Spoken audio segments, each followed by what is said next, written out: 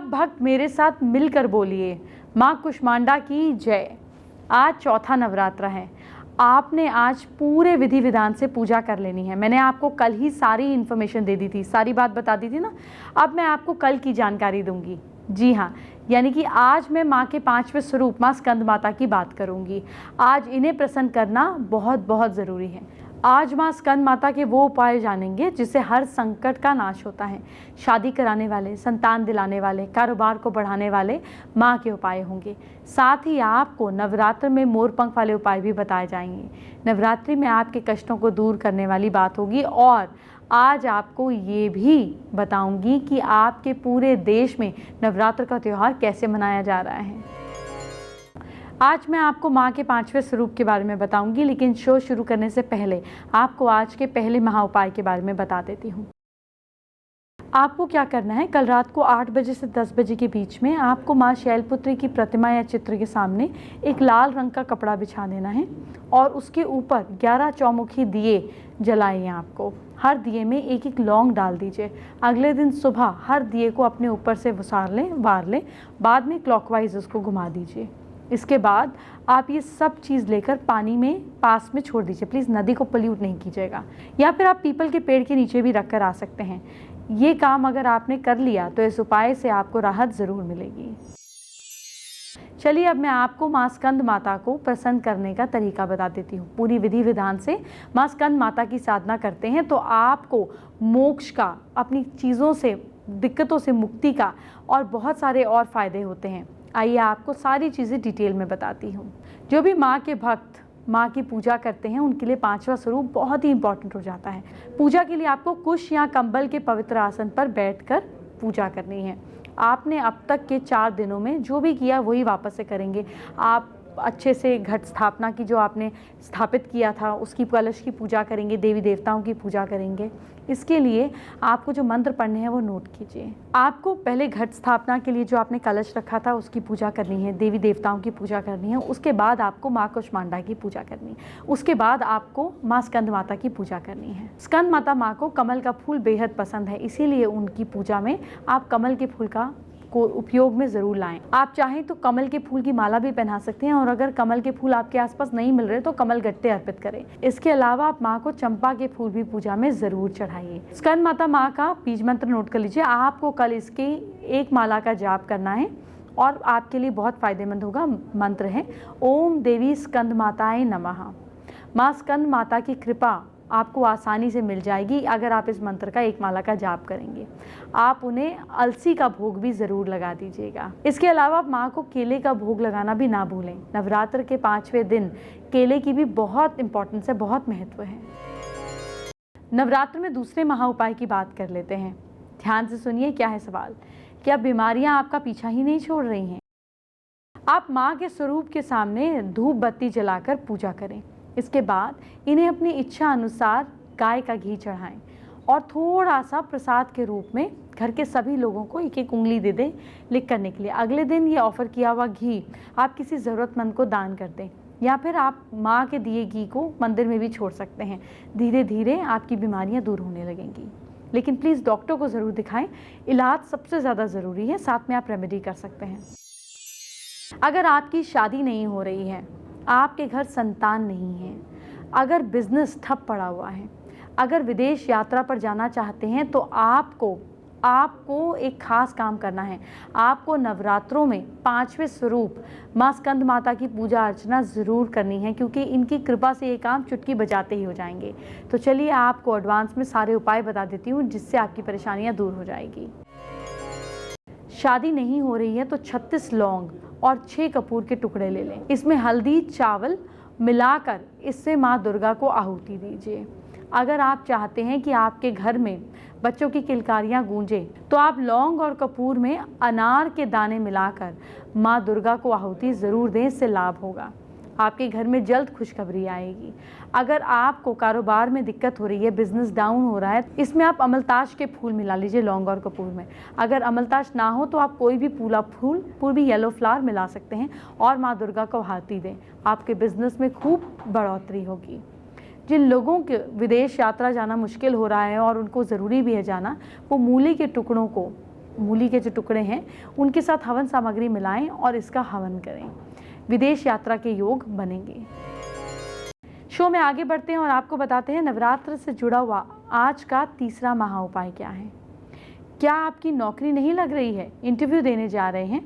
ऐसे में नवरात्र में किसी भी दिन सुबह जल्दी उठकर नहाएं और उसके बाद सफ़ेद रंग के हम ये बोल सकते हैं सफ़ेद रंग का आप सूती आसन बिछा लीजिए और पूर्व दिशा की ओर मुंह करके उसके ऊपर बैठ जाइए। इसके बाद आप पीले कपड़े पर उसको बिछाकर 108 दानों वाली स्फटिक की माला को पीले कपड़े पर रख दीजिए और इसके बाद आप केसर इत्र छिड़ककर इसकी पूजा करें।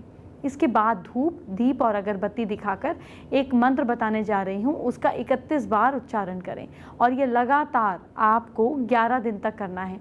इससे करने से आपकी सारी प्रॉब्लम सॉल्व हो जाएगी। जब भी किसी इंटरव्यू में जाएं तो इस स्फटिक की माला पहन कर जाएं, आपको सफलता ज़रूर मिलेगी। माला को सिद्ध करना है आपको और उसका खास मंत्र है ओम ह्रीम वाग्वादिनी भगवती मम कार्य सिद्धि कुरु कुरु फट स्वाहा। देखिए, माँ स्कंद माता जो है ये कार्तिकेय की माँ के रूप में पूजी जाती हैं और कार्तिकेय कौन है? शिव जी और पार्वती जी के बड़े पुत्र। कार्तिकेय की सवारी है मोर, जो ईगो को और बुरी इच्छाओं का नाश करता है। लेकिन इसीलिए नवरात्र के खास अवसर पर आपको मोरपंख से जुड़ी कुछ खास चीज़ें, कुछ खास टिप्स देना ज़रूरी है। ये आपके बहुत काम आएंगी। घर के दक्षिण पूर्व यानी कि साउथ ईस्ट डायरेक्शन में मोरपंख लगाने से रुपए पैसे में बढ़ोतरी होती है और कष्ट कटते हैं। घर की एंट्री ठीक करने के लिए क्या उपाय है? दरवाजे पर आपको 3 मोरपंख लगाने हैं।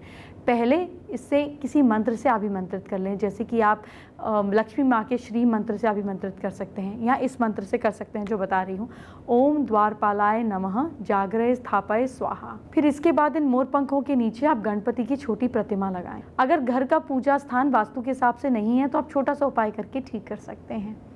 आपको पूजा स्थान पर कुमकुम का तिलक करना है और साथ साथ आपको ओम कुर्म पुरुषाय नमः जागरय स्थापय स्वाहा का जाप करना है।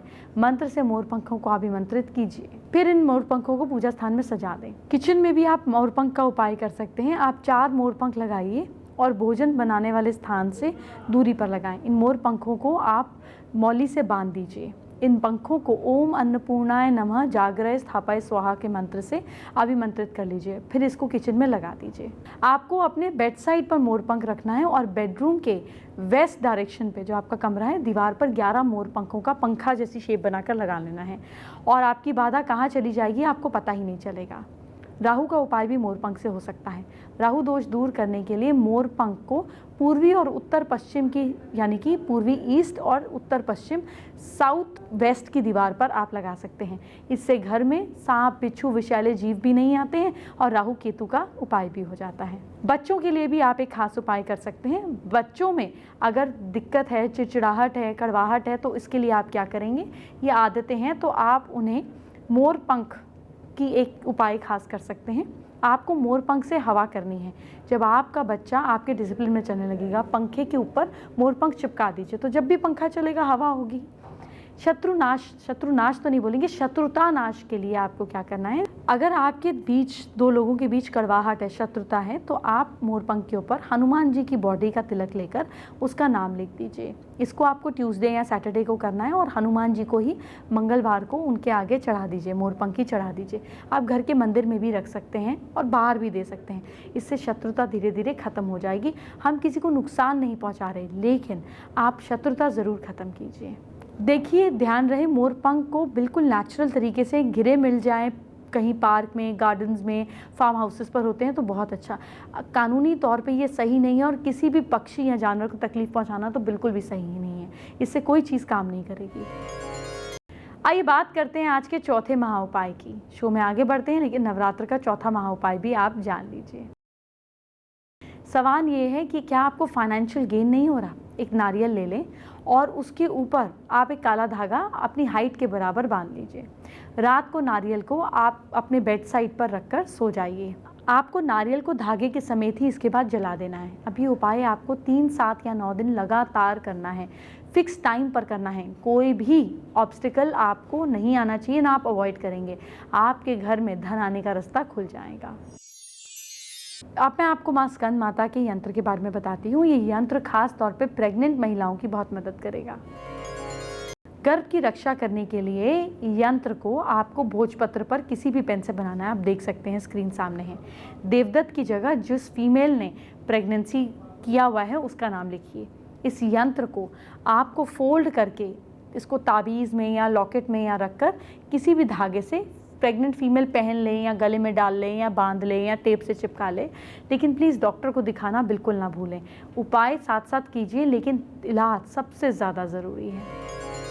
हमने स्कंद माता की बात की, तो स्कंद जो हैं ये भगवान कार्तिकेय हैं। भगवान कार्तिकेय पार्वती माँ और शिव जी के बड़े पुत्र हैं। यहाँ पे तो नहीं, लेकिन दक्षिण भारत में, साउथ इंडिया में इनका बहुत बहुत नाम है। इनको मुर्दुगन इस नाम से भी बुलाया जाता है, स्कंद नाम से बुलाया जाता है, और इनकी बहुत पूजा अर्चना होती है। ये शक्ति और ऊर्जा के प्रतीक माने जाते हैं। कोर्ट कचहरी हो, ज़मीन हो, पैसे से जुड़ी समस्या हो, भगवान कार्तिकेय की आराधना करनी ही चाहिए। आपको लाभ ज़रूर मिलेगा। तो आपको भगवान कार्तिकेय की कुछ खास चीज़ें बता रही हूँ जिसको आपको करना है, आपको फ़ायदा होगा। किसी भी काम में सफलता पाने के लिए आप भगवान कार्तिकेय की पूजा करें और इन मंत्रों द्वारा आराधना करें जो मैं आपको बताने जा रही हूँ। आपकी बहुत प्रॉब्लम सॉल्व हो जाएगी। अरमुखा ओम मुर्गा, वेल वेल मुर्गा मुर्गा, वावा मुर्गा मुर्गा, वादी वेल असगामू मुर्गा, आदि यार एलिया मुर्गा, असगा मुर्गा वारुवाई, वादी वेलू धने वरुवाई। हर प्रकार के कष्टों को, तकलीफ़ों को दूर भगाने के लिए कार्तिकेय के इस मंत्र की आप पूजा अर्चना कर सकते हैं। ओम तत्पुरुषाय धीमहि महासैन्य धीमहि तन्नो स्कंद प्रचोदयात्। आइए बात करते हैं आज की स्पेशल एस्ट्रो टिप का। माँ स्कंद माता की फ़ोटो घर में ईस्ट डायरेक्शन में ग्रीन टेप या ग्रीन फ्रेम में लगाने से और डेली स्कंद जी की पूजा करने से आपके घर में अगर बच्चों की कमी है तो ये किलकारियाँ गूंजने लगती है। लेकिन प्लीज़ डॉक्टर का इलाज आप साथ में कराएं। फेसबुक पर सुमित सिंह ने अपनी प्रॉब्लम हमसे शेयर की है। उनकी और उनके वाइफ के बीच काफ़ी डिफरेंसेस हैं, जो गैप फिल नहीं हो पा रहा। इसके उपाय जानना चाहते हैं। अपनी और अपनी वाइफ का कपड़ा कोई भी पहना हुआ, उसके अंदर अपनी और अपनी वाइफ की शादी की फ़ोटोग्राफ लाल चुन्नी से उसको 7 बार घुमा दीजिए कपड़ों के साथ में और 7 गांठ बांध दीजिए, और इसको आपको पीले कपड़े में लपेट के साउथ वेस्ट में रखना है। धीरे धीरे चीज़ें ठीक हो जाएंगी। एंटरटेनमेंट की बात हम बाद में करेंगे। आपके कल को संवारते हैं। क्या करें अपनी राशि के हिसाब से जानिए। सबसे पहले मेष राशि की बात। मेष राशि के लोग कल पीपल के पेड़ पर पानी ज़रूर दें। लक साथ दे रहा है आपका 60%। वृश्चिक राशि के लोग गरीबों को कपड़े दान करें। किस्मत साथ दे रही है आपका 64%। मिथुन राशि के लोग गाय को रोटी खिलाइए आप। भाग्य साथ दे रहा है आपका 62%। कर्क राशि के लोग मसूर की दाल खाइए और गरीबों को भी दीजिए। लक साथ दे रहा है आपका 61%। सिंह राशि के लोग लस्सी ज़रूर पीजिए आप। किस्मत साथ दे रही है आपका 65%। कन्या राशि के लोग सूर्य को जल चढ़ाइए। लक सपोर्ट कर रहा है आपको 69%। तुला राशि के लोग हरा पेन अपने साथ रखें। भाग्य साथ दे रहा है आपका 71%। वृश्चिक राशि के लोग लक्ष्मी जी की खूब पूजा कीजिए। किस्मत साथ दे रही है आपका 77%। धनु राशि के लोग घर के पौधों को पानी दीजिए और बाहर के पौधों को भी। लक साथ दे रहा है आपका 69%। मकर राशि के लोग लोहे का छल्ला उंगली में पहनिए। किस्मत साथ दे रही है आपका 74%। कुंभ राशि के लोग सूजी का हलवा खाइए आप। भाग्य साथ दे रहा है आपका 68%। मीन राशि के लोग कल सुबह उठते ही आप पानी ज़रूर पीजिएगा और उसमें केसर मिला लें तो और अच्छा है। लक साथ दे रहा है आपका कल के दिन 76%। अब आपको नवरात्र की विशेष जानकारी दे देती हूँ, आपको बहुत काम आएगी। ध्यान से सुनिएगा। माँ दुर्गा की पूजा देर रात को करें। माँ दुर्गा को लाल सिंदूर, लाल चुन्नी और साथ साथ माँ को कुछ लाल भोग चढ़ाएं। नारियल, केले, सेब, तिल के लड्डू, बताशे चढ़ाएं। लाल गुलाब के फूल भी चढ़ाइए। सरसों के तेल से दीपक जलाइए।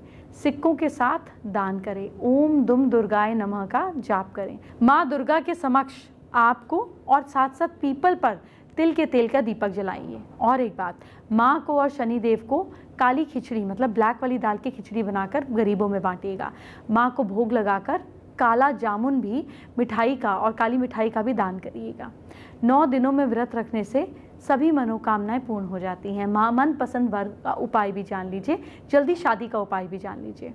नवरात्र में 9 दिनों तक आपको शिव मंदिर जाकर भगवान शिव और साथ साथ माँ पार्वती पर गंगा जल और दूध से अभिषेक करने के बाद आपको पंचोपचार से उनका पूजन करना है। इसके बाद मौली कलावा से भगवान शिव और माँ पार्वती की प्रतिमा के मध्य गठबंधन कर दीजिए। उत्तर दिशा की तरफ करके मुंह करके लाल चंदन की माला से 108 बार मंत्र का जाप करें। मंत्र है, हे गौरी शंकरार्धांगिनी यथा त्वं शंकर प्रिया तथा माँ कुरु कल्याणी कांत कांतम सुदुर्लभाम। अब हम जानते हैं शो में आज का 5वां और आखिरी महा उपाय, जो है नवरात्र से जुड़ा हुआ।